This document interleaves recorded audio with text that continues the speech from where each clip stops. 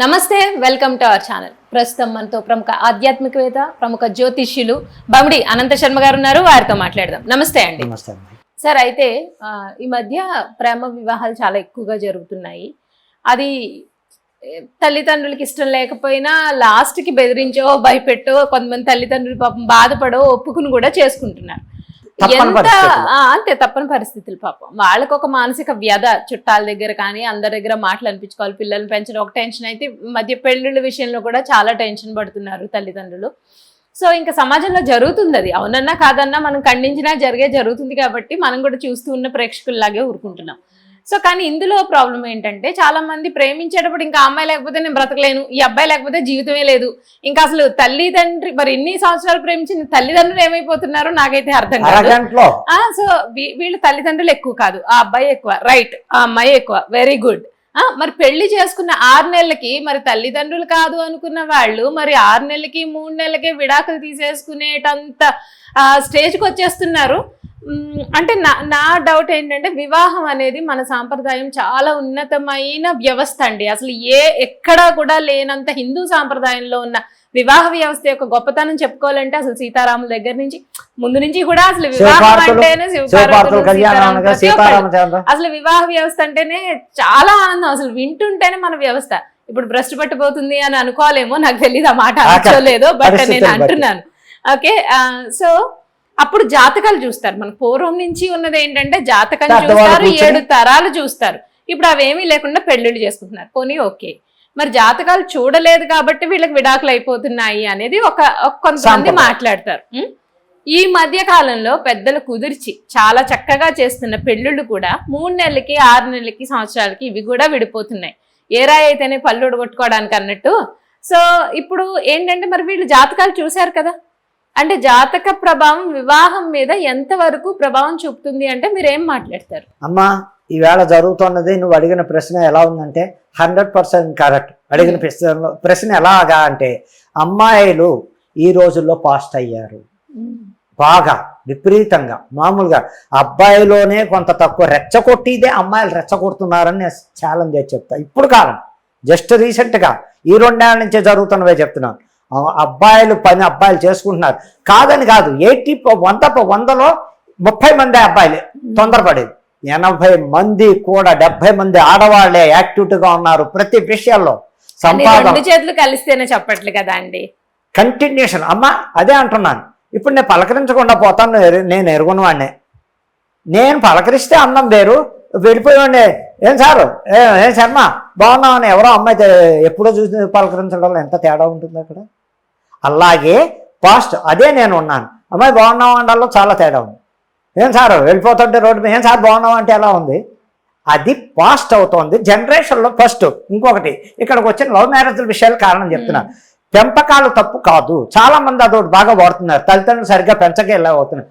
వాళ్ళు ఎవరు తల్లిదండ్రులు పిల్లలు పాడవాళ్ళని పెంచరు. తల్లిదండ్రులు నా కూతురు ఇలా వెళ్ళిపోవాలి అలా వెళ్ళిపోవాలి అని ట్రైనింగ్ ఎవరు వాళ్ళ ఉన్నత స్థితిలో వాళ్ళకి గడవక, భార్యాభర్తలు ఉద్యోగాలు తప్పక, పిల్లల చదువుల కోసం పాప వాళ్ళిద్దరు వెళ్ళిపోయి పొద్దున్న వచ్చి రాత్రికి వస్తే వీళ్ళు వస్తులోకి ఏం చేస్తున్నారో, కొంపలో ఉంటున్నారా లేకపోతే ఎక్కడికైనా పోయి మనం వచ్చేస్తులోకి వెళ్ళి వస్తున్నారా, కాలేజీకి కరెక్ట్గా వెళ్తున్నారా, ఎటైనా పోతున్నారా, లేకపోతే మన ఇంట్లోనే ఉన్నాను తెచ్చిపెట్టి కూర్చున్నారా అనేది వాళ్ళకి ఎలా తెలుస్తుంది. అదొకటి ఫస్ట్ పాయింట్. పొద్దున్న ఏదో చెప్పిపోతారు, అమ్మ జాగ్రత్త, నువ్వు ఆఫీస్కి వెళ్ళి వస్తావు, నువ్వు కూడా జాగ్రత్తగా ఉండాలి, ఎవరితో పెట్టుకోకమ్మా, నీ పని నువ్వు చూసుకొని నువ్వు చదువుకో, వాళ్ళ ధర్మం వాళ్ళు చెప్పి. కాని పక్షంలో వాళ్ళు ఉద్యోగం మానేసి కూర్చుంటే ఇళ్ళు గడిచే రోజులు పోయే ఇవాళ రేపు ఇద్దరు సంపాదిస్తేనే గడవట్లేదు. అలాంటప్పుడు పాపం చదివించుకోవాలి వీళ్ళని ఓ దారిది.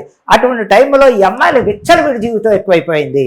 ఎక్కడయ్యా తల్లిదండ్రులు ఇద్దరు ఉద్యోగాలు పోవడం వల్ల ఒకళ్ళని ఇంట్లో పిల్లల్ని కాసుకుని టైంకి వీళ్ళు రాగానే పెట్టి కూర్చోబెడితే ఈ ఇబ్బందులు రావు.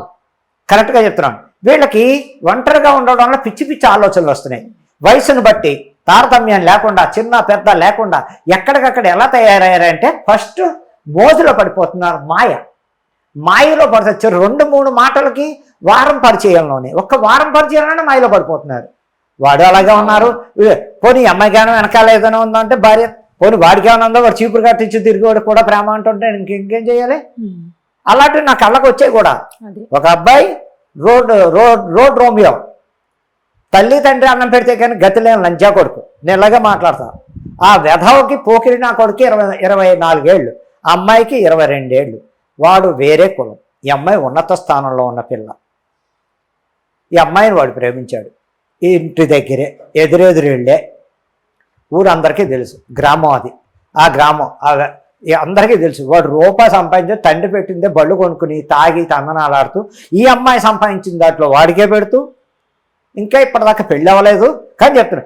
ఇప్పుడు ఇంతకే అమ్మాయి టార్చర్ ఎవరిని పెడుతోంది? తల్లిదండ్రులు నరకం చూపించేస్తుంది, నేను వాడినే చేసుకుంటా, పర్వాలేదు, వాడు సంపాదన లేకపోతే నేను ఉద్యోగం జాయిన్ అయ్యాక నేను సంపాదించి పెట్టుకుని నేను పోషింది, వాడు ఎప్పుడు వస్తే ఎప్పుడు వస్తుంది అని అంత మూర్ఖత్వంగా మాట్లాడుతున్నారంటే ఎవరు తప్పు?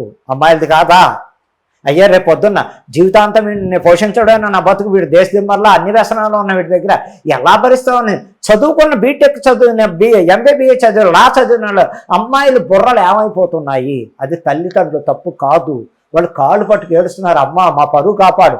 మాకు గ్రామాల్లో కులం చెప్తుంటేనే బాధ, గ్రామాల్లో కులం పేరు చెప్తేనే మళ్ళా వాళ్ళని పిలవరు, దేనికి పిలవరు కులస్తులు. ఇలాంటి జరుగుతాయని బ్రతిమాలితే కూడా అమ్మాయి వెంటలేదు.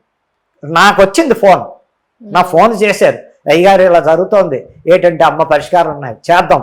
3 వంతులు నేను ఆ పెళ్ళి అవ్వకుండానే నేను ఆపుతాను నా దైవికంగా. మీకు కొన్ని రెమెడీలు చెప్తా, చెయ్యండి. నేను చేస్తున్నారు పాపం జరుగుతోంది. అందుకు నేను చెప్పే మాట ఏంటంటే వాడికి రూపాయి సంపాదన లేదు, దేశదిమ్మరం తెలిసిండు కూడా. నువ్వు చదువుకున్నావు, రూపం బాగుంది, గుణం బాగుంది, ఎందుకు ఆ పల్లె దొరికాడు అంటే ఈ ప్రేమల దగ్గర ఏం జరుగుతున్నాయో చెప్పనమ్మా. ఇప్పుడు నమ్మినా నమ్మపోయినా మందులు మాకులు ఎక్కువైపోయాయి తప్పకుండా. ఈ ప్రేమలో ఏం జరుగుతున్నాయంటే దేనికి ఇష్టం అవుతాయి ఏదో రకరకాల మందులు మాకులు తెచ్చి వాడు తిని దాంట్లో పెట్టడం, లేకపోతే తాగి దాంట్లో ఏదో కలిపి ఇవ్వడం, లేకపోతే వాడికే కావాలనుకుంటే వాడు కూడా ఎవరినో సంప్రదించి ఎక్కడెక్కడి నుంచో ఆ హోటల్లోనే కూర్చుంటారు. వీడు ఆ హోటల్లో కూర్చున్నప్పుడు ఏదో కలిపేస్తాడు, కూల్ డ్రింక్లు అవ్వచ్చు. అది ఏమవుతుందంటే ఆ వ్యామోహంలో పడిపోయి వాడే కావాలి, వీడు ఏమంటాడు నాకు అదే కావాలి, అంతే మా ప్రపంచం. అది లేకపోతే నేను చచ్చిపోతా, వీడు లేకపోతే నేను అనేది తొందరపాటు క్షణక ఆవేశాల్లో ఆత్మహత్యలు గడుతున్నారు, ఒక్కొక్కరు చంపేసుకుంటున్నారే కానీ అర్థం చేసుకోవట్లేదు ఈ ప్రేమ వివాహాలు. ఎప్పుడైతే ఈ ప్రేమ వివాహాల గండి ఎవరు కొట్టాలి అంటే 2 మార్గం. గవర్నమెంట్ చేతిలో ఉంది, గవర్నమెంట్ తలుచుకుంటే అవుతుంది. ఈ ప్రేమ వివాహాలు బంద్ చేయాలంటే గవర్నమెంట్ ప్రతి పార్క్ దగ్గర, ప్రతి సినిమా హాల్ దగ్గర, ప్రతి మాల్స్ దగ్గర 10 మంది పోలీసులు పెట్టమనండి.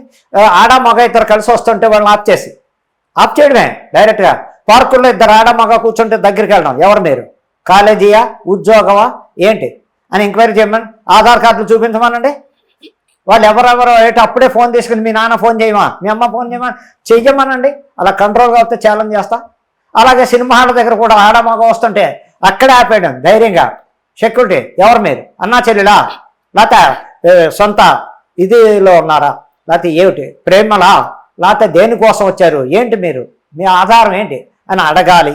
అదొకటి ఇంపార్టెంట్. ముందు పార్కులు దగ్గర. ఇకపోతే ఇవాళ మరీ చండాలు నాకన్నా ముందు చూస్తున్న రోజు 4-5 సీన్లు ఎవ్రీడే చూస్తా. మెట్రో ట్రైన్లో లైవ్లో ముద్దులు ఎట్టుకుంటున్నారు, ఇంకింత చండాలంగా ఎక్కడా లేదు. లిఫ్టుల్లో ముద్దులు ఎట్టుకుంటున్నారు, బండి మీద వాటేసుకుని వాడు చచ్చిపోతాడో ఉంటాడు. అది వాడు డ్రైవ్ చేస్తుంటే ఇది వెనకాల ఇలా పడిపోయి వాటేసుకోవడం, దానివల్ల ఎంత డేంజర్ జరుగుతుందో ఎవ్వరికి అర్థం కావట్లేదు. అది దానివల్ల కూడా ప్రమాదాలు ఎక్కువ అవుతున్నాయి. ఈ స్టూడెంట్స్ ఆడ మగ బండి ఎక్కితే ఒళ్ళు తెలియన 120-100 స్పీడ్లో కొట్టేయడం, ఎవరినో వాళ్ళని చంపేయడం, వీళ్ళిద్దరూ చచ్చిపోవడం, అది కూడా డేంజరు. ఇవన్నీ ఆపాలంటే గవర్నమెంట్ చేతిలో యాక్షన్ స్పీడ్గా తీసుకుందంటే అమ్మాయిలు కాపురాలు సెట్ చేయొచ్చు, అబ్బాయిలను కంట్రోల్ పెట్టచ్చు, అన్ని విధాలా. వీళ్ళని విచ్చలవిడిగా ఎవరు వదిలేశారు? 2 లక్షలైనా బండి కొనాలంటే కొనవలసిందే, ఇచ్చేయాలి బండి. అయ్యో కుదరదు, వాడు ఇవ్వనంటే ఏమంటాడంటే ఇంట్లో వెళ్ళిపోతాం, లేకపోతే నేను దిగి చచ్చిపోతాను దేని మించో. ఇలా బెదిరిస్తే తల్లిదండ్రులు ఏమంటారు, ఇంత కనిపించి వాడు ఆశ తీర్చలేమని అప్పో చేసి 2 లక్షల రూపాయలు బండి వాడి. అమ్మాయిలు అలాగే తయారయ్యాయి, నాకు ఇది ఇవ్వకపోతే నేను ఉన్నాను, నాకు కావాలి. అది ఎక్కడొచ్చింది అంటే తల్లిదండ్రులు పాపం కాదు, అందరూ తల్లిదండ్రులు అనకండి. వాళ్ళు కని పెంచడం అంతవరకే. వాళ్ళు వృత్తిపరంగా వెళ్ళాలి, తేవాలి, పెట్టాలి. దీనికి గవర్నమెంట్ ఇదే యాక్షన్. ఆడ మగ పెడుతున్నారంటే ఎవరు వీళ్ళు, బంధువులా, అన్నా చెల్లెళ్ళా, లేకపోతే ఇంట్లో బంధువులైనా సరదాగా ఎక్కడికైనా పార్కుల దగ్గర మెయిన్, దేవాలయాల దగ్గర మెయిన్ పట్టుకోవాలి. ఆడ మగ కలిసి పడితే చాలు. పిల్లలే, పెద్దవాళ్ళని కాదు. పెళ్ళైపోయి దంపతులు తిరుగుతున్నాం అని పట్టుకోవడం కాదు. చిన్న పిల్లలు ఆడ మగ గుడిగుమ్మల్లో గంటల తరపున ఎందుకు కూర్చోవాలి, సీసీ కెమెరాలు ఉంటాయి, ఇన్ని ఉంటాయి. అది యాక్షన్ ఎవరిదయ్యా అంటే ఇప్పుడు లవ్ మ్యారేజ్లు తగ్గాలన్నా, ఈ చేసుకున్న పెళ్ళిళ్ళు విడిపోతున్నారన్నా, దీనికి అన్నిటికీ కారణం గవర్నమెంట్ చేతిలో ఉంది. గవర్నమెంట్ యాక్షన్ తీసుకోవాలి. ఫస్ట్ వాళ్ళు పోలీసులు ఎంక్వైరీ పెట్టాలి, వాళ్ళ దగ్గర ఆధార్ కార్డు తీసుకుని ఫోన్ నెంబర్ తీసి వాళ్ళ తల్లిదండ్రులు ఫోన్ చేయాలి. అయ్యా మీ అమ్మాయి మా పార్కులో దొరికారు, సినిమా హాల్లో దొరికారు, పలానా చోట దొరికారు, పిక్నిక్లో దొరికారు అని ఫోన్ చేయడం వల్ల కూడా చాలా కంట్రోల్ అయిపోతుంది. అందుకు నేను చెప్పేది ఏంటంటే అమ్మా, ఇంకా పెళ్లిళ్ళ వ్యవహారాలు ముహూర్తాల్లో ఏం లేవు. ఈవేళ ఇష్టమైంది వెళ్ళిపోవడమే, గవ్వ వెళ్ళిపోవడం, ఏ టెంపుల్కో లేకపోతే ఎక్కడికి వెళ్ళిపోవడం, గవ్వ పసుపు బొమ్మ లేకపోతే అన్ని ప్రిపేర్ అయినప్పుడు కట్టేసుకోవడం. అది 3 నాళ్ళు ముచ్చటే. ఈ స్పీడు 3 నాళ్ళు ముచ్చటే. పోనీ అంత గాఢంగా ప్రేమించేసుకున్నారంటే ఎన్నాళ్ళు ప్రేమిస్తే 10 ఏళ్ళు 15 ఏళ్ళు ప్రేమించుకున్న వాళ్ళు, అలా చేసుకున్న వాళ్ళు లక్షల మంది ఉన్నారు. ఇప్పటికీ మా ఇళ్ళకి వస్తారు 10 ఏళ్ళే పిల్లలు, లవ్ మ్యారేజ్ పిల్లలే, సుఖంగా పిల్లలతో హ్యాపీగా ఉన్నారు. ఇప్పుడు లేదు, వ్యామోహం. నో ప్రేమ, వ్యామోహం. కోరిక తీరింది, వదిలేపో, నువ్వు పెడతా నేనంత, అంతే అయిపోయింది. అది కాదు కదమ్మా. ప్రేమకు ఒక అర్థం ఉంది, ప్రేమకు పవిత్రత ఉంది. ఆ పవిత్రమైన ప్రేమని చండాలంగా చేసుకుని ఇంకో దరిద్రం జరుగుతుంది. వీడు ప్రేమించి ఓకే అన్నాక ఆ దరిద్రుడు ఇంకో 4 ఫ్రెండ్స్ చేత కూడా దాన్ని వ్యభిచారం చేస్తున్నారు. ఈవేళ జరుగుతున్న కళ్ళ ముందు జరుగుతున్నాయి, జరిగి తీరుతున్నాయి, స్టేషన్లోకి వస్తున్నాయి ఈ కేసులు. అందులో కుక్కటి పెళ్ళి ఎక్కువైపోయింది. కుక్కటి పెళ్ళిలో రాత్రి 8 అయిందంటే భయపడిపోతున్నారు వెళ్ళడానికి. ఎవరు? మగ పిల్లలు.